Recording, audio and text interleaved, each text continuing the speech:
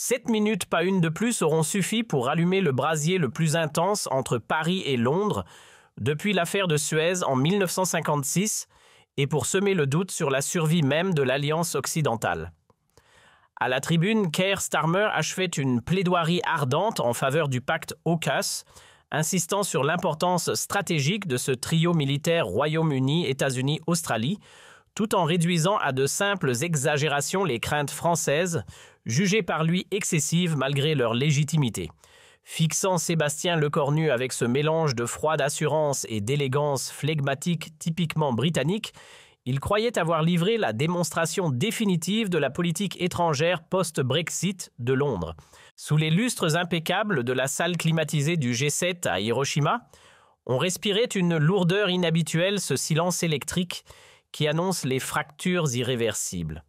Ce n'était plus une discussion technique sur les quotas commerciaux ou les flux migratoires, mais le choc frontal de deux conceptions antagonistes de l'Occident. Keir Starmer incarnait la ligne anglo-saxonne bâtie sur les passerelles de langue et d'histoire unissant Londres-Washington et Canberra quitte à reléguer l'Europe au second plan. Face à lui, Sébastien Lecornu portait haut l'exigence française, fidélité au pacte conclu et loyauté entre alliés de toujours. Pourtant, un détail aurait dû mettre en garde le Premier ministre britannique, cette froideur presque métallique, ce calme tendu que Lecornu laissait transparaître en rupture totale avec la bienséance coutumière des rapports franco-britanniques. Derrière ce plaidoyer déguisé en arguments techniques, se dissimulait une vérité que Starmer se refusait à regarder en face. La France n'avait pas simplement vu s'évanouir un marché. Elle avait découvert avec une brutalité glaçante que ses plus fidèles compagnons d'hier pouvaient ourdir une trahison en silence pour satisfaire leurs calculs géopolitiques. La suite allait bouleverser l'Occident, fissurer l'OTAN et peut-être signer l'amorce du déclin de l'entente privilégiée entre Paris et Londres. Pour saisir la magnitude de cette onde de choc, il faut revenir au jour où la presse internationale révéla à Paris que ses partenaires supposés loyaux venaient sans ciller de lui enfoncer une lame dans le dos avec une précision chirurgicale. À cet instant, Naval Group, joyau de l'ingénierie navale française, poursuivait tranquillement la réalisation du contrat du siècle, 12 sous-marins classiques destinés à Canberra pour plusieurs milliards d'euros. C'était un chantier colossal pensé pour faire vivre, durant 3 décennies, les arsenaux français, mobiliser près de 4000 ingénieurs et techniciens et asseoir la France comme pilier incontournable de la sécurité dans l'Indo-Pacifique face à l'ombre grandissante de Pékin. Mais ce soir-là, à 20h45 précise, l'appel tomba comme une lame de glace dans le combiné de Florence Parly, alors ministre des Armées. À l'autre bout du fil, son homologue australien annonçait sans détour que Canberra rompait le contrat, préférant s'engager dans un pacte clandestin avec Washington et Londres. Exit les sous-marins français, l'Australie allait se tourner vers une technologie nucléaire jalousement gardée, jusque-là partagée uniquement avec le Royaume-Uni. Parly, mal à l'aise, n'eut d'autre choix que de répondre d'une voix contrainte « Nous avons choisi une autre voie technologique, ce n'est rien de personnel ». En un instant, 35 milliards d'euros et une décennie de coopération furent effacés, sacrifiés sur l'autel d'une alliance anglo-saxonne patiemment ourdie dans les coulisses. La riposte de Paris ne se fit pas attendre et entra aussitôt dans les annales. Pour la première fois en 2 décennies, les ambassadeurs français furent rappelés de Washington et de Canberra. Emmanuel Macron dénonça des coups de poignard portés par ceux qu'on appelait des alliés. Jean-Yves Le Drian parla sans détour de trahison et tout l'échiquier politique français de l'extrême gauche à la droite la plus dure s'unit pour condamner cette perfidie anglo-saxonne. Mais ce qui blessa le plus profondément Paris, ce fut le rôle du Royaume-Uni. Tandis que Boris Johnson s'enorgueillissait publiquement de cette victoire éclatante, les services français mirent au jour, pièce après pièce, l'implication déterminante de Londres. Non content de suivre docilement Washington, le gouvernement britannique avait dans l'ombre conçu l'architecture de l'Alliance, poussant les Américains à sacrifier la France afin d'ériger un bloc anglo-saxon hégémonique dans le Pacifique. Les révélations issues des archives secrètes françaises eurent l'effet d'un séisme politique.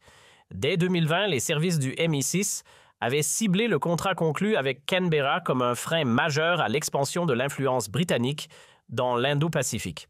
Une note classée confidentielle du Foreign Office, exhumée plus tard par le Canard enchaîné, l'énonçait crûment « La domination française dans le domaine naval australien compromet nos ambitions post-Brexit. Il faut inverser la dynamique. » À l'Élysée, la stupeur fut totale. Les Britanniques n'avaient pas seulement omis de prévenir Paris, ils avaient sciemment ourdi une machination pour éjecter la France d'un marché crucial. Derrière le masque d'une alliance militaire se cachait en réalité une opération de neutralisation. 18 mois plus tard, la cicatrice diplomatique restait béante, la relation franco-britannique demeurait marquée par ce coup de poignard. Keir Starmer, une fois installé à Downing Street avec l'engagement de tendre la main à l'Europe, multiplia quelques gestes symboliques, mais conserva intacte l'approche héritée de son prédécesseur. Pour lui, la survie de la sécurité occidentale justifiait cette ligne dure. C'est dans cette poudrière qu'il choisit de relancer le débat au G7 d'Hiroshima, persuadé de rallier à sa cause l'ensemble des grandes puissances. En croyant marquer un point, Starmer commit en réalité une faute magistrale.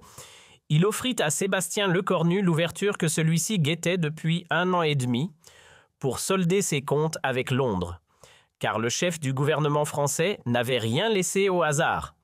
Des semaines entières furent consacrées à Matignon, à l'assemblage patient d'un dossier incendiaire, retraçant les véritables dessous de l'AUKUS et les dissimulations britanniques. L'objectif ne souffrait aucune ambiguïté, rappeler au monde la trahison de 2021 et mettre à nu l'hypocrisie foncière de la Global Britain post-Brexit. Dans les salons capitonnés de la DGS avenue de Tourville, une cellule ad hoc disséquait chaque pièce disponible sur l'Alliance. À la tête de cette investigation explosive, nul autre que Bernard Bajolet, ancien patron des services secrets français, qui suivait personnellement le moindre détail de l'opération. « Ah, monsieur le Premier ministre », confia-t-il à Lecornu dans le huis clos d'une réunion classée au plus haut niveau, « nous disposons de preuves irréfutables. Londres a sciemment torpillé les intérêts français pour nourrir ses propres calculs géopolitiques. Ce n'est pas du partenariat, c'est une agression déguisée. » Le dossier lourd comme une enclume ne laissait aucun doute. Les services tricolores avaient censé pas moins de 15 rencontres clandestines entre responsables britanniques, américains et australiens organisées entre janvier et septembre 2021. Toutes ces tractations s'étaient déroulées dans le dos de Paris en dépit des traités de coopération en vigueur. Plus scandaleux encore, certaines avaient eu lieu en marge même de grands sommets internationaux, alors que les Français pensaient dialoguer en confiance avec leurs alliés. L'exemple le plus révoltant éclata au grand jour au sommet du G7, tandis que Macron partageait un déjeuner cordial avec Johnson, en évoquant l'avenir de l'Europe des conseillers britanniques, s'éclipsait discrètement dans une salle voisine du même hôtel pour sceller avec les Australiens les derniers détails de l'exclusion française. « C'est de la trahison à l'État brut », lâcha indigné un diplomate français. Mais le scandale ne s'arrêtait pas là. L'enquête révéla que plusieurs sociétés britanniques, dont BAE Systems et Rolls-Royce, avaient amorcé leur participation au programme australien dès les premiers mois de 2021, soit bien avant l'annonce publique. Autrement dit, ces industriels savaient parfaitement que leurs rivaux français seraient sacrifiés et avaient choisi le silence pour mieux frapper au moment opportun. Voilà une concurrence truquée orchestrée directement par l'État britannique, s'emporta Bruno Le Maire, ministre de l'économie, en prenant connaissance des preuves accumulées. Ils ont détourné une alliance militaire pour chasser nos sociétés d'un marché auquel elles avaient droit. En totale contradiction avec les règles du commerce international, ces manigances ne firent qu'accentuer la volonté de Sébastien Lecornu d'exiger des explications à Londres. Le chef du gouvernement français se fixa alors un objectif clair, transformer la tribune du G7 en procès public exposé au grand jour l'ampleur de la trahison britannique et réclamer des compensations pour les entreprises françaises sacrifiées. Cette offensive avait été préparée avec une précision chirurgicale, chaque détail ayant été pensé pour frapper au moment décisif. Jean-Yves Le Drian, ancien chef de la diplomatie et témoin privilégié de l'affaire, livra à Lecornu un récit précis de la trahison. « Sébastien, ce n'est pas qu'un simple contrat envolé. Ce qui s'est effondré, c'est la confiance même qui cimentait l'alliance occidentale. Quand ceux que l'on appelle nos alliés les plus proches nous frappent, dans le dos que vaut encore notre parole donnée, cette lecture quasi existentielle de la crise frappa les esprits. Le débat ne portait plus seulement sur les milliards perdus, mais sur l'honneur diplomatique et la crédibilité de la France en tant que puissance reconnue et respectée. Et le Drian ajouta dans un murmure glacé à l'oreille de ses conseillers « Starmer apprendra que trahir la France se paie toujours ». Le moment décisif arriva à 15h30 tapante dans la grande salle du G7 à Hiroshima. Keir Starmer gravit la tribune avec cette prestance britannique qui nourrit depuis des siècles la réputation diplomatique de Londres. Drapé dans un costume gris parfaitement taillé, une cravate rouge vif, soulignant son appartenance travailliste, il se voulait l'incarnation de cette nouvelle génération de dirigeants britanniques cherchant à concilier l'élan post-Brexit avec les réalités géopolitiques du temps présent.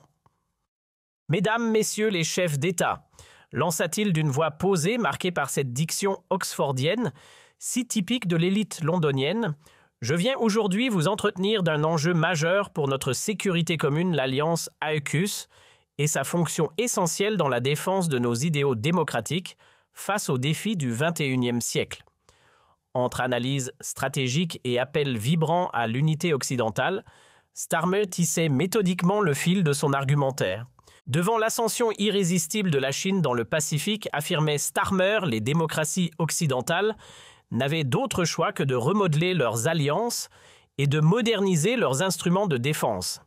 Certes, ces ajustements exigeaient des concessions et de nouveaux partenariats, mais assurait-il avec aplomb, l'AUKUS ne visait aucun allié existant, il s'agissait d'un bouclier commun pour protéger des valeurs partagées. À ses yeux, ce pacte représentait l'apogée de la coopération technologique entre nations libres, le transfert des innovations les plus pointues au service d'une paix mondiale durable. Puis vint la phrase fatale, celle qui fit bondir Paris. « Nous comprenons que nos amis français puissent ressentir une certaine amertume après le revirement australien.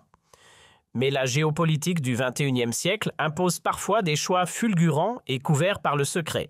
Ce qui importe, ce n'est pas quel pays livre le matériel, mais que les démocraties sachent rester soudées face au régime autoritaire. » Réduire la colère française à une simple contrariété était déjà une provocation. Mais Starmer, grisé par sa propre rhétorique, décida d'aller encore plus loin. « La France demeure notre partenaire essentiel en Europe, déclara-t-il. Mais dans la zone pacifique, d'autres alliances sont plus pertinentes.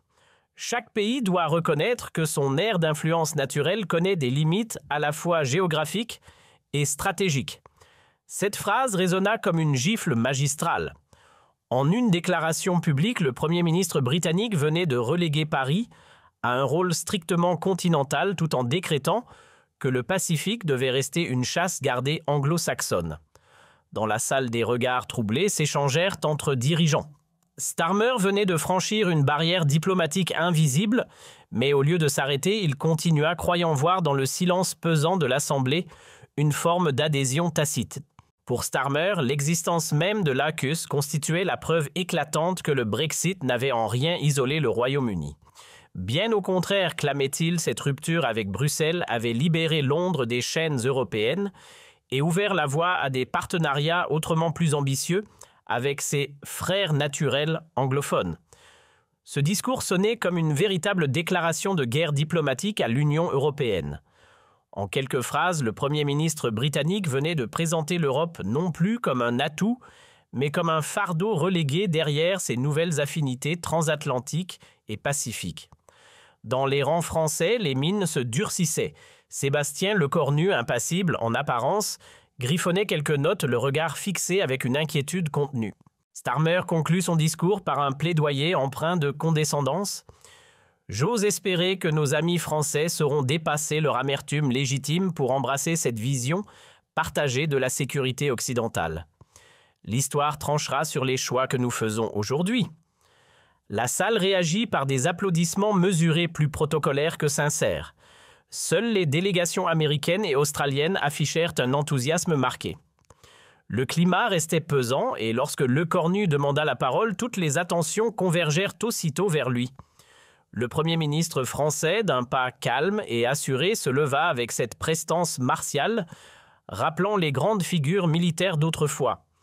Gravissant lentement la tribune, il planta son regard dans celui de Starmer et s'apprêta à lancer les phrases qui resteraient gravées dans la mémoire diplomatique occidentale.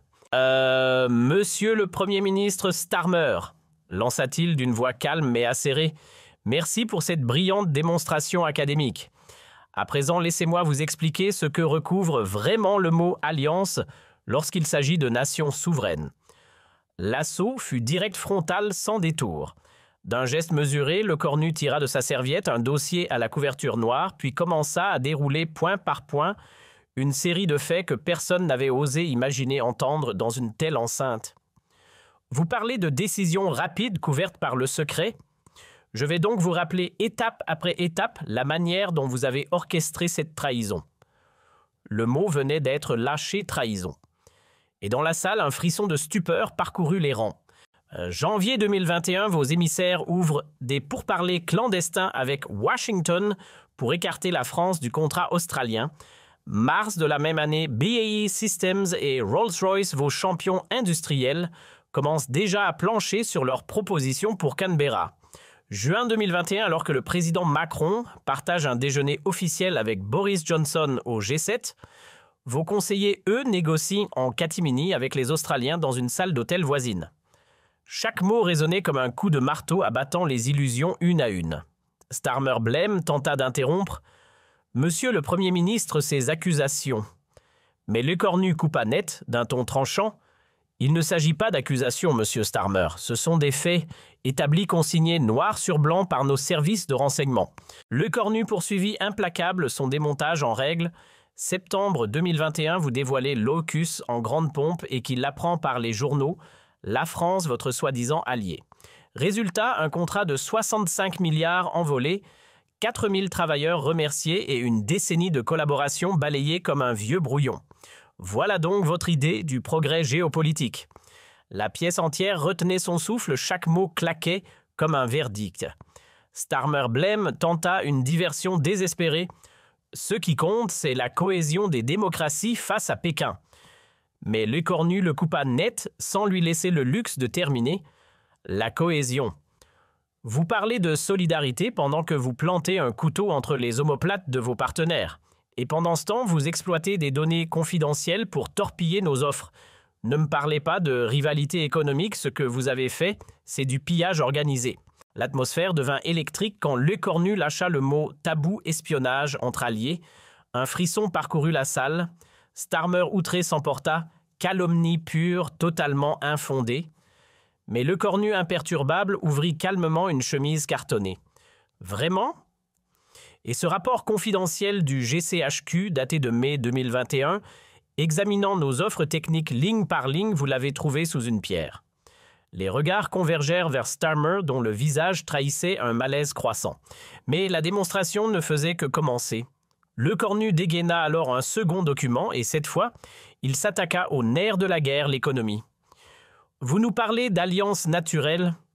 Très bien. Alors passons aux chiffres concrets. Échange annuel entre la France et le Royaume-Uni, 57 milliards d'euros. Royaume-Uni, Australie, 13. Et vous osez prétendre qu'abandonner un partenaire stratégique pour une relation marginale est un choix rationnel. Avouez-le, ce n'est ni de la diplomatie ni de la stratégie, c'est de l'amateurisme en costard-cravate. 3. Les chiffres parlaient déjà d'eux-mêmes, mais Lecornu n'en avait pas fini son objectif. Désormais était de frapper le noyau dur de l'identité britannique et c'est d'un ton solennel qu'il lança, non sans une pointe d'ironie.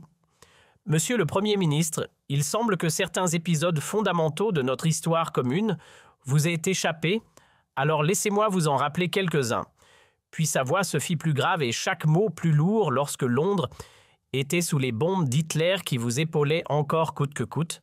La France libre, au moment crucial du débarquement en Normandie qui avançait à vos côtés, l'armée française, et durant la guerre des Malouines, lorsque l'ONU devait trancher qui s'est tenue debout pour vous soutenir. La France encore et toujours des rappels précis cinglants jetés au visage comme autant de preuves d'une loyauté méprisée. Et dans la salle, l'émotion montait à mesure que Lecornu exposait ce que beaucoup avaient préféré oublier. Et votre manière de nous exprimer votre gratitude, poursuivit Lecornu, c'est donc de nous surveiller en douce, de nous poignarder en silence, puis de nous rayer de la carte de vos soi-disant alliances entre proches. Si c'est ça la version britannique de l'amitié, alors épargnez-nous, vos adversaires sont peut-être plus honnêtes, lança-t-il d'un ton glacé, déclenchant quelques sourires étouffés parmi les chefs d'État présents. Tandis que Starmer, déstabilisé, tenta de s'accrocher à ce qu'il lui restait, le Pacifique représente un enjeu stratégique. Mais Lecornu ne lui laissa pas le temps d'avancer plus loin. Très bien, parlons-en, puisque vous semblez si peu informé. La France est présente dans l'océan Pacifique, souverainement par la Nouvelle-Calédonie, la Polynésie française, Wallis et Futuna. Ce ne sont pas des points sur une carte. Ce sont 2 millions de nos compatriotes qui y vivent, et vous osez insinuer que nous n'avons pas voix au chapitre dans la sécurité régionale, Monsieur Starmer, avant de distribuer des leçons de géopolitique, prenez au moins la peine d'apprendre où sont les territoires français. La claque géographique venait à peine de retentir que Starmer sentait déjà son argumentaire s'effriter rongé par les faits, mais Lecornu lui n'avait pas encore sorti sa dernière carte, celle qui allait laisser une trace dans les annales diplomatiques. Ce qu'il y a de plus grave, Monsieur le Premier ministre, ce n'est pas seulement votre ignorance, mais le fait que vous ayez brisé un pilier fondamental entre nations alliées, la confiance, lança-t-il d'une voix ferme, avant d'enfoncer le clou avec une froideur chirurgicale. Comment bâtir une coopération durable avec des partenaires qui nous mentent, sans ciller, nous espionnent sans scrupule et nous trahissent pour assouvir leurs seuls calculs. Puis il laissa tomber la phrase qui allait faire le tour du monde. L'AUKUS n'a rien d'une alliance, Monsieur Starmer. C'est un club fermé de puissance post-coloniale anglo-saxonne qui refuse obstinément d'admettre la France à la table des égaux.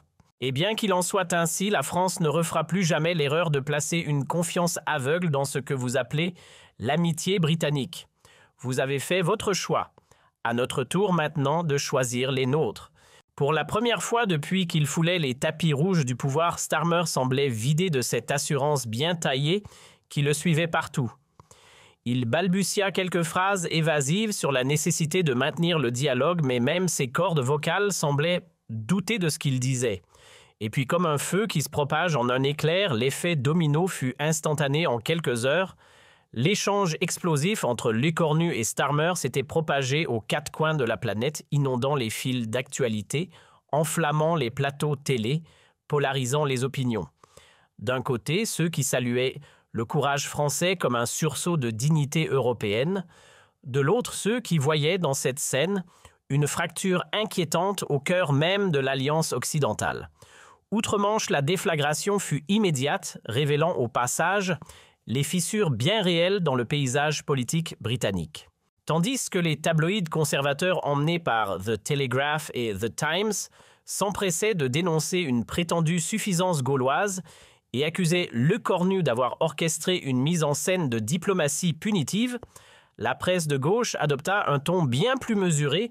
The Guardian et The Independent laissèrent entendre entre les lignes que la France n'avait peut-être pas totalement tort de voir rouge.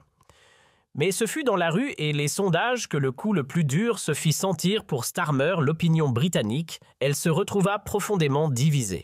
À peine 2 jours après la tempête diplomatique, un sondage YouGov vint jeter un froid à Downing Street. 43% des Britanniques considéraient que leur gouvernement avait manqué de respect envers la France dans l'affaire AUKUS. Un score qui sonnait comme un avertissement pour Starmer, désormais fragilisé au sein même de son électorat. De l'autre côté de la Manche, le thermomètre de l'opinion affichait au contraire une flambée spectaculaire selon la même étude. 92% des Français soutenaient sans réserve la fermeté de leur Premier ministre. Une claque d'un côté, une ovation de l'autre, et une fracture diplomatique devenue en 48 heures une affaire d'adhésion nationale. Il aura suffi de quelques minutes face aux caméras du G7 pour que Lecornu devienne aux yeux des Français le symbole d'une parole qui ne tremble plus devant Londres. Depuis bien longtemps, aucun dirigeant français n'avait osé parler aussi frontalement aux Britanniques, et cette audace fit vibrer tout l'échiquier politique. De l'extrême droite à la gauche radicale, le pays semblait uni dans un rare réflexe de fierté nationale. Marine Le Pen y vit un sursaut d'orgueil tricolore. Jean-Luc Mélenchon y salua une rébellion méritée contre la domination anglo-saxonne et même Valérie Pécresse pourtant peu coutumière des louanges croisées, reconnut que l'honneur diplomatique français avait été défendu avec panache.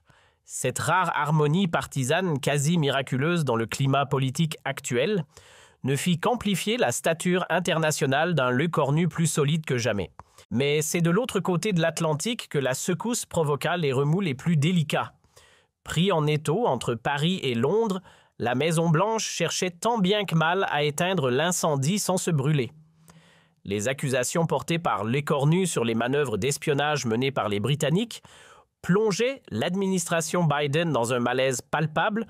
Comment condamner publiquement les agissements de Londres sans reconnaître entre les lignes une implication américaine tout aussi compromettante? Et pendant que les diplomates s'activaient à sauver la façade de l'unité occidentale, une inquiétude plus profonde prenait racine au sein du Congrès. L'AUKUS censé renforcer l'axe transatlantique risquait bien au contraire d'en fissurer les fondations. Sous la pression croissante, plusieurs figures du Parti démocrate emmenées par le sénateur Chris Murphy appelèrent à un réexamen en profondeur du pacte AUKUS, invoquant la nécessité de restaurer la cohésion occidentale face aux menaces venues de Pékin et de Moscou. Pendant ce temps, 6 mois s'étaient écoulés depuis l'éclat d'Hiroshima et le thermomètre diplomatique entre Paris et Londres n'avait jamais été aussi bas depuis l'affaire de Suez. Côté britannique, le revers laissait des traces. Starmer, affaibli, voyait se multiplier les remontrances au sein même de son propre camp. Plusieurs ministres travaillistes l'accusaient d'avoir ouvert inutilement un front avec la France, alors que d'autres estimaient qu'il avait sacrifié la diplomatie européenne sur l'autel d'un nationalisme mal calculé. À l'inverse de son homologue britannique, Lecornu émergeait de la tempête plus solide, plus écouté, presque auréolé. Sa posture intransigeante face à Londres fut perçue dans de nombreuses capitales européennes comme un modèle de sang-froid et de fermeté diplomatique.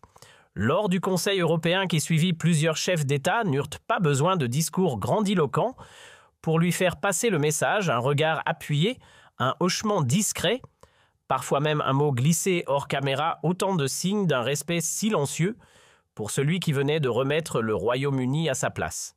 Et ce regain d'estime ne resta pas symbolique dans les débats clés sur la sécurité, l'autonomie stratégique, où les rapports avec Pékin, la voix de la France ne résonnaient plus comme une simple opinion, elle pesait désormais comme une référence. L'histoire se souviendra que ce court échange à Hiroshima, à peine 7 minutes, montre en main aura suffi à rebattre les cartes du jeu occidental. Lecornu y démontra que faire front face au bloc anglo-saxon n'impliquait pas nécessairement de tourner le dos aux valeurs démocratiques à condition d'avoir des faits solides, et l'échine assez raide pour les défendre. Le Figaro résuma l'instant avec justesse en moins de 10 minutes. La France avait retrouvé sa fierté diplomatique, et le monde lui redécouvrait qu'une trahison, même en costume 3 pièces, ne restait jamais sans réponse. Fini les courbettes de Paris devant la perfide Albion. Ce temps-là appartient aux archives. Derrière le théâtre explosif de Hiroshima, peu savaient qu'un scénario bien plus long avait été soigneusement écrit en coulisses. Ce face-à-face public n'était en réalité que la pointe d'un iceberg stratégique dont la genèse remontait à 8 mois plus tôt dans les entrailles feutrées du boulevard Mortier. C'est là, au sein des murs les plus hermétiques des services français, qu'une opération de renseignement sans précédent fut lancée, une traque minutieuse, patiente et silencieuse destinée à démonter pièce par pièce les mécanismes opaques de l'alliance anglo-saxonne.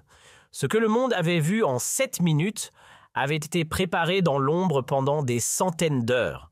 Derrière son nom énigmatique Edal, clin d'œil sarcastique aux méandres trompeurs de la diplomatie britannique, se cachait l'une des plus vastes opérations de renseignement lancées par la France depuis la guerre froide. En coulisses, ils étaient une trentaine d'agents tricolores infiltrés à Londres, Washington, Canberra et dans d'autres capitales bien choisies. Leur mission, 2 volets précis comme une lame remontée fil par fil, l'écheveau de la trahison pour attribuer chaque responsabilité et dans le même temps collecter des preuves béton impossibles à nier de l'espionnage économique orchestré par la couronne contre les fleurons industriels français. Une chasse à la vérité méthodique, implacable, silencieuse. Dès l'ouverture du briefing, le patron de la DGC fixa la salle d'un regard froid et posa les termes sans détour. « Monsieur le Premier ministre, nous ne pouvons laisser passer une telle humiliation sans riposter. Mais pour frapper utilement, il nous faut d'abord savoir avec la plus grande précision qui a fait quoi, quand et comment. Cette opération nous fournira les munitions politiques, juridiques et médiatiques nécessaires pour anéantir la crédibilité britannique aux yeux de la communauté internationale. Les retombées de l'opération Edal allaient ensuite surpasser de loin toutes les espérances françaises. En s'immisçant dans les canaux de communication de plusieurs industriels de la défense britannique et en croisant ces flux avec des interceptions diplomatiques classiques, les services tricolores reconstituèrent peu à peu un tableau accablant de manœuvres anglo-saxonnes. La pièce la plus explosive de ce dossier fut un mémorandum interne daté du 18 janvier dérobé par un agent français infiltré au cœur des services britanniques. Il y était question d'une opération nommée Pacific Crown, dont l'objectif était clair et sans détour éliminer par tous les moyens envisagés la présence et l'influence française dans l'Indo-Pacifique. Encore plus révélateur que son existence, le contenu du fameux mémorandum avait de quoi faire bondir. La stratégie britannique y était disséquée sans détour en priorité, éjecter Naval Group du marché australien en avançant une offre présentée comme technologiquement plus compétitive, en parallèle reléguer la France au second plan des grandes discussions géostratégiques dans l'Indo-Pacifique. Un plan minutieux pensé comme une mise à l'écart méthodique d'un allié devenu gênant.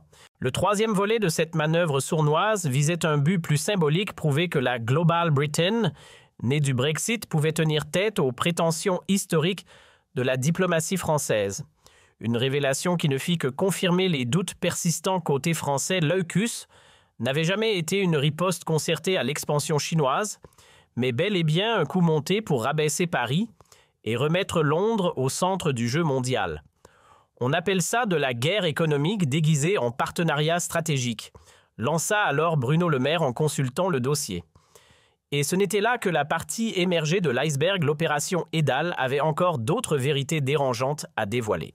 Pas moins de 23 actes d'espionnage industriel orchestrés par Londres à l'encontre de fleurons de l'industrie française, Thales Dassault, Safran Airbus. Aucun n'avait échappé au filet britannique dont le zèle dépassait largement le cadre habituel des services de renseignement. Un cas parmi les plus scandaleux fit bondir les autorités françaises durant plus de 6 mois, alors que Dassault menait en toute discrétion des négociations avec l'Inde sur les Rafales. Le GCHQ britannique interceptait allègrement chaque échange confidentiel entre Paris et New Delhi avant de livrer ses pépites stratégiques à BAE Systems pour l'aider à construire une offre concurrente. Le tollé fut immédiat. Voilà une tricherie d'État, une mascarade de compétition libre, s'indigna Éric Trappier, le patron de Dassault. La stupeur d'Emmanuel Macron fut totale. Lors d'un conseil de défense réuni en urgence, le président ne cacha pas sa colère. Peut-on encore parler d'alliés quand l'un d'eux passe son temps à nous surveiller comme des ennemis ? Lança-t-il outré devant ses ministres. Le masque britannique était tombé et Macron ne mâcha pas ses mots. Cette hypocrisie constante venue de Londres doit être sanctionnée. Il est temps de leur faire comprendre que chaque trahison a un coût. C'est dans cette atmosphère électrique que Lecornu reçut pour mandat de concevoir une riposte diplomatique à la hauteur de l'affront. Il ne s'agissait plus de simples protestations contre l'AUKUS, mais bien de dévoiler au grand jour l'ampleur du double jeu britannique dans l'espoir de couper court à toute récidive. Pour mener cette contre-offensive, Lecornu avait mis sur pied une cellule de crise rassemblant l'élite des spécialistes français des rapports avec le monde anglo-saxon. Parmi eux, Sylvie Berman, ancienne ambassadrice à Londres et fine analyste des codes britanniques, jouait un rôle clé en décodant les failles psychologiques de l'establishment londonien. « Monsieur le Premier ministre », lui avait-elle dit lors d'un entretien confidentiel à Matignon, « les Britanniques tiennent à cœur leur image de fair-play entre alliés. Les accuser publiquement d'espionnage est donc un levier redoutable si nous parvenons à le démontrer. Leur crédit international s'effondrera. » Cette lecture des ressorts symboliques et émotionnels guida ensuite toute la stratégie française. Plutôt que de simplement dénoncer l'AUKUS à coups de critiques convenues, Lecornu avait opté pour une attaque frontale, méthodique, exposer les preuves d'espionnage afin de pulvériser le vernis de gentleman dont les Britanniques se parent encore. Il ne s'agissait plus de diplomatie, mais d'atteindre l'orgueil au cœur. Pour étayer cette riposte, l'ancien chef d'état-major de la Marine nationale, l'amiral Pierre Vendier, fut consulté sur les implications militaires. Sébastien Loucus n'a aucun sens d'un point de vue opérationnel. Ces sous-marins ne seront pas opérationnels avant une génération. Ils ont troqué l'efficacité contre un coup de com' géopolitique. Une analyse technique aussi glaçante que limpide qui renforçait l'argument central de Paris, cette affaire n'était pas qu'une trahison entre alliés, c'était surtout une bévue stratégique capable d'affaiblir la sécurité collective dans la région Indo-Pacifique. C'est à Agnès Pannier-Runacher, ministre chargée de l'Industrie, qu'était revenue la tâche de compiler les dégâts économiques du désastre nommé AUKUS. Et le moins qu'on puisse dire, c'est que son rapport faisait froid dans le dos, 65 milliards d'euros de commandes évaporées, soit pour donner un ordre de grandeur l'équivalent du budget annuel de l'éducation nationale. À cela s'ajoutaient 4 000 emplois directs rayés de la carte et 12 000 autres en sursis. Les ambitions impériales de Londres ont brisé des milliers de foyers français, avait-elle résumé avec gravité. Grâce à ces chiffres accablants, la querelle diplomatique prenait soudain un visage humain tangible, bouleversant. Lecornu comptait bien transformer cette tragédie industrielle en arme de communication massive pour émouvoir l'opinion mondiale et acculer Londres dans une position de plus en plus isolée. La dimension la plus innovante de la préparation française fut sans doute sa mise à profit massive des médias numériques et de l'opinion globale Anne-Sophie Bradel. La directrice de la communication à Matignon imagina une stratégie digitale fine et chirurgicale pour amplifier chaque révélation de la confrontation avec Starmer. Monsieur le Premier ministre, lui expliqua-t-elle lors d'un briefing, « Nous ne pouvons plus nous en tenir aux voies consulaires d'autrefois. À l'ère des plateformes, l'opinion publique pèse désormais autant que les chancelleries. Si nous parvenons à cristalliser l'image de Starmer comme l'incarnation de la duplicité britannique, nous remporterons la bataille des perceptions. » Pour Paris, longtemps ancrée dans les rituels feutrés de la diplomatie classique, cette offensive baptisée « diplomatie zéro guerre » sonnait comme une petite révolution. Mais confrontée à l'agilité médiatique anglo-saxonne, la France n'entendait plus rester dans les clous. L'équipe de Lecornu avait soigneusement scénarisé chaque possible réaction de Starmer, prête à dégainer les preuves dès qu'il nierait l'espionnage à mettre en avant, les ouvriers sacrifiés si l'impact économique était relativisé ou à rappeler l'historique des trahisons britanniques dès que l'argument de la solidarité occidentale serait évoqué. Une riposte taillée pour frapper là où ça fait mal, quel que soit le masque choisi par Londres. Derrière cette mise en scène de la riposte diplomatique se dessinait un message limpide, la France n'avait plus aucune intention de courber l'échine face à Londres. Cette fois, on ne se laissera pas marcher dessus. Glisser Lecornu à son cercle rapproché. Starmer va vite comprendre que la France, quand on la pousse trop loin, sait sortir les griffes. Durant les 21 jours qui précédèrent le sommet du G7 à Hiroshima, Matignon se transforma en véritable théâtre d'entraînement diplomatique. On y rejouait les scénarios les plus tendus. Dans le rôle de l'adversaire, Sylvie Bermann incarnait un Starmer plus vrai que nature mimant, à la perfection son accent élitiste, ses formules polies mais fuyantes et son obsession pour les discours d'unité. Western Unity, lançait-elle avec cette touche de condescendance oxfordienne qui hérissait les nerfs. Ambassadrice, c'est en scrutant vos partenaires que l'on sape la confiance qui nous unit, lança Lecornu d'une voix mesurée mais tranchante. À mesure que défilaient les répétitions, sa prestation gagnait en précision, ses ripostes devenaient chirurgicales, et même la composante émotionnelle fut travaillée. Un psychologue expert en négociation de crise avait coaché le Premier ministre pour neutraliser les provocations, lui conseillant froidement que l'objectif de Starmer serait de le provoquer jusqu'à la perte de contrôle. Sa meilleure arme, lui avait-on répété, serait de rester imperturbable et d'écraser l'adversaire par les faits. C'est justement cette froideur parfaitement maîtrisée qui fit toute la différence au moment décisif, tandis que Starmer s'embourbait dans ses hésitations et voyait son assurance s'effriter à mesure que tombaient les révélations françaises. Lecornu imperturbable déroulait ses accusations avec un calme d'acier. Le trajet jusqu'à Hiroshima s'était fait dans une ambiance de concentration quasi militaire. À bord de l'Airbus A330 présidentiel, Lécornu passa les 12 heures de vol rivées à son dossier, gravant dans sa mémoire chaque élément, chaque phrase clé. Autour de lui, ses collaborateurs, tels des stratèges avant la bataille, peaufinèrent, chaque argument validèrent, chaque pièce prêt à frapper fort, là où ça ferait mal. N'oubliez pas une chose, lui glissa Sylvie Bermann en plein vol, les yeux brillants d'une lucidité acérée. Ce que vous allez défendre à Hiroshima dépasse largement les frontières hexagonales. Vous parlez au nom de tous ceux qui, dans les coulisses du pouvoir mondial, n'en peuvent plus de la duplicité anglo-saxonne. Ils pensent comme nous, mais n'ont pas le courage de le dire à voix haute, alors soyez ce porte-voix. Ces mots simples mais tranchants comme une lame fine achevèrent de forger la détermination de Lécornu. Ce face-à-face n'était plus un duel franco-britannique autour d'un contrat brisé, c'était un acte de guerre symbolique pour rappeler que loyauté et honnêteté doivent devenir les piliers d'un Occident qui prétend encore défendre des valeurs. À Hiroshima, la tension s'accrochait au mur comme une électricité statique. Tout le monde savait que l'orage allait éclater, mais nul ne savait quand. Bien avant que les premières poignées de main officielles ne soient changées, la scène était déjà prête pour un duel au sommet entre Paris et Londres.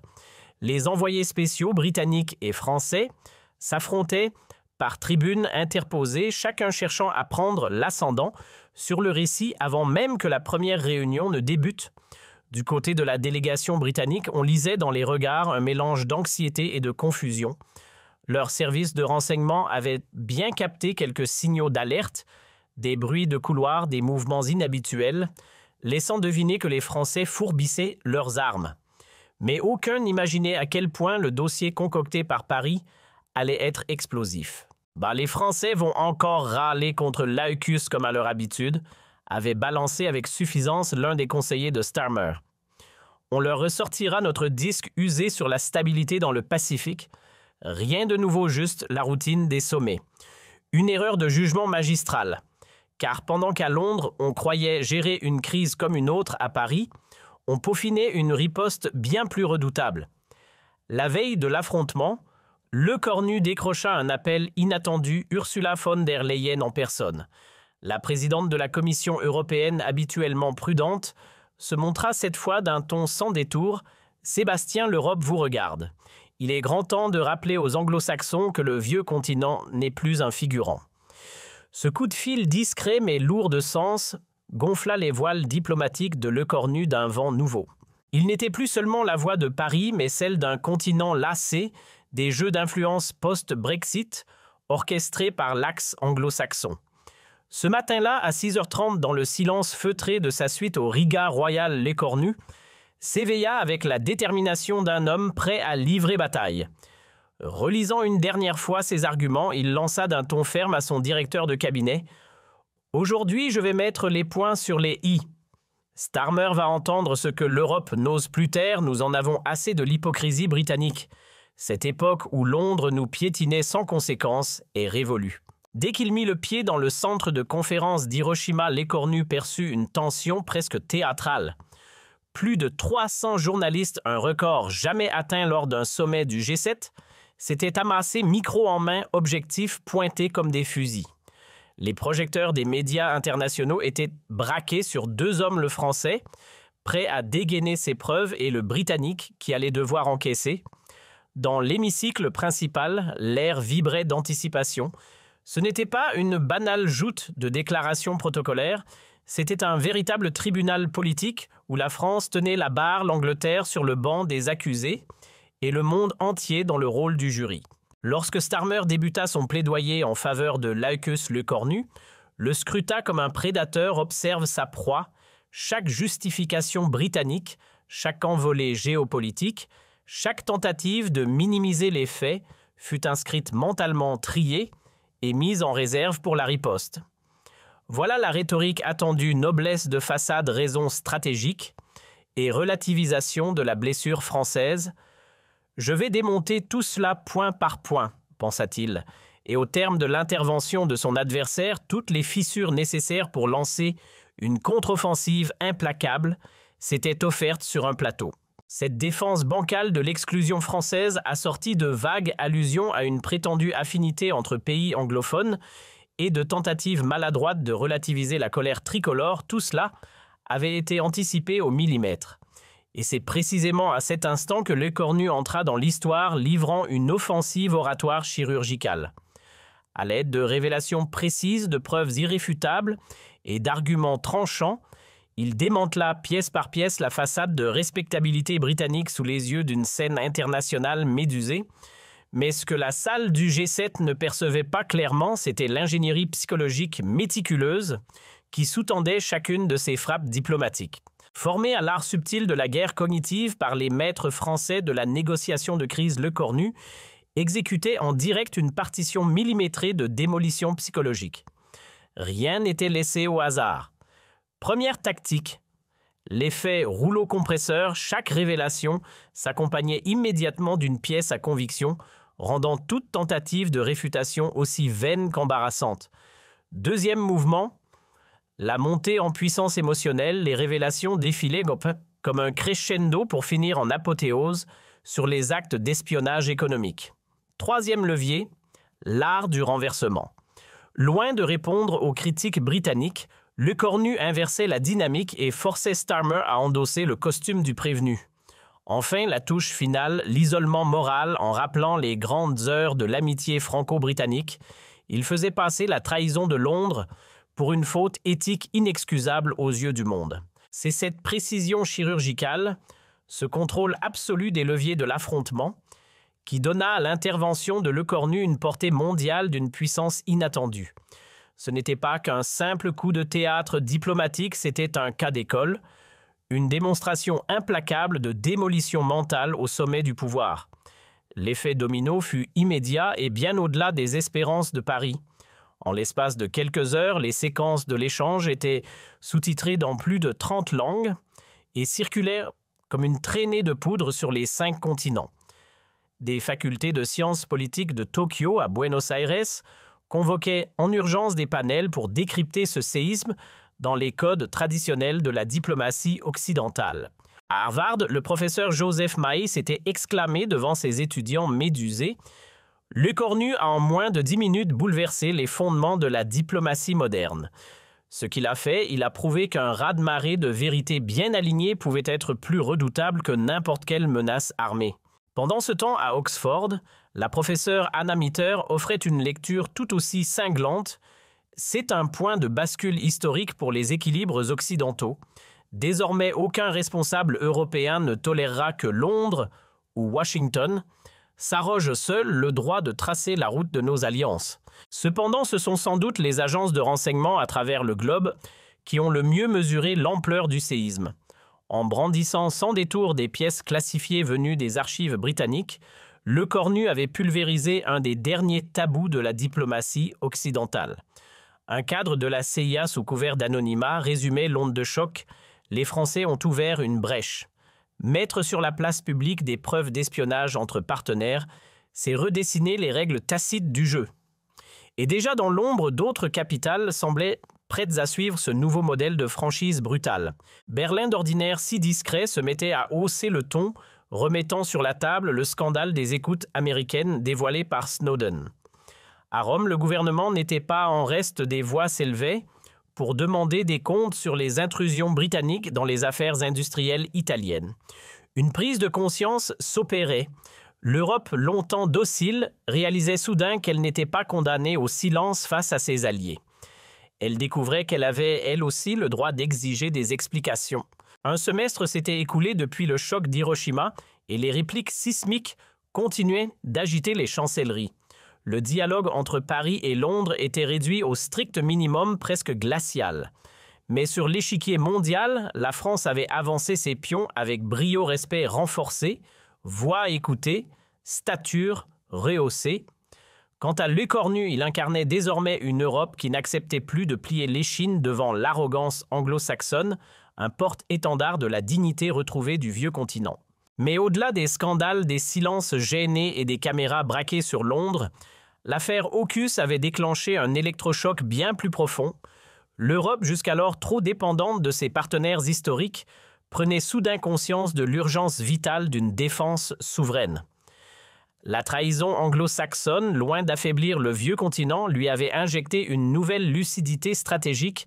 Désormais, il ne s'agissait plus seulement de coopérer, mais de bâtir une puissance militaire et technologique propre affranchie des faux-semblants. C'est à Prague, un soir de décembre glacial, que le coup d'éclat français atteignit son apogée diplomatique. Là, sous les dorures du palais royal, les 27 États membres de l'Union européenne tournèrent une page historique. Une fois n'est pas coutume, l'unité prévalut, tous signèrent une charte inédite scellant un pacte de loyauté entre alliés. Transparence totale dans les affaires de défense, interdiction formelle d'espionner ses partenaires économiques européens, une petite révolution gravée dans le marbre directement inspirée par la fermeté tricolore. Ce que j'appelle le choc Lecornu, c'est ce moment précis où l'Europe a retrouvé sa voie, affirma Wolfgang Schinger, ex-patron de la prestigieuse conférence de Munich sur la sécurité. Dorénavant, Bruxelles n'hésite plus à hausser le ton face à Washington ou Londres lorsque ses propres intérêts sont en jeu. L'époque où l'on courbait l'échine est révolue. Quant à Lecornu, il n'était plus simplement le chef du gouvernement français, il incarnait désormais le visage d'une Europe décidée à tenir tête aux jeux troubles de ses anciens alliés anglo-saxons. Son intervention au G7 d'Hiroshima avait atteint le statut de référence absolue disséquée dans les amphithéâtres des académies diplomatiques à travers le monde comme un chef-d'œuvre de sang-froid tactique et d'audace politique. Les livres d'histoire se souviendront qu'en ce mois de mai 2026, quelque part dans une salle feutrée d'Hiroshima, un homme muni pour seule arme d'un dossier rigoureusement vrai avait réussi l'exploit de faire plier diplomatiquement l'un des plus vieux partenaires de la France. Et dans ce choc frontal entre la franchise et la ruse, entre la loyauté et la perfidie, il avait tracé un nouveau sillon, celui d'une Europe prête enfin à défendre elle-même ses intérêts face aux géants de ce monde.